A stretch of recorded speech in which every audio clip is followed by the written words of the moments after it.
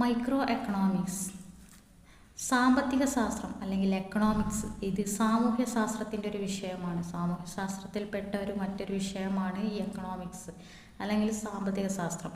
സമൂഹത്തിലെ സാമ്പത്തിക കാര്യങ്ങളാണ് പഠിക്കുന്നത്. അതായത് എക്കണോമിക്സിൽ സമൂഹത്തിൻ്റെ സാമ്പത്തിക കാര്യങ്ങളാണ് ഇതിൽ പഠിക്കുന്നത്.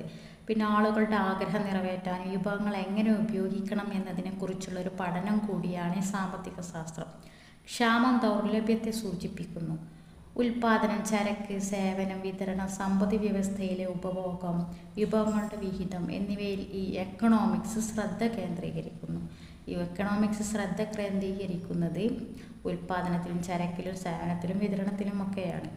വിഭവങ്ങളുടെ വിഹിതവും അവ സംബന്ധിച്ച വ്യക്തികളും സർക്കാരുകൾ, വ്യാവസായിക സ്ഥാപനങ്ങൾ, ബിസിനസ്സുകൾ, കമ്പനികൾ എന്നിവയും ഈ എക്കണോമിക്സ് പരിശോധിക്കുന്നു.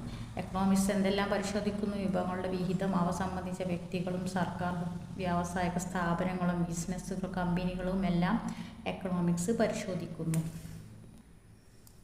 നമുക്ക് ലോകത്ത് ലഭിക്കുന്ന വിഭവങ്ങൾ സമൂഹത്തിൻ്റെ പല ആവശ്യത്തിനും തികയില്ലെന്ന് നമുക്കറിയാം.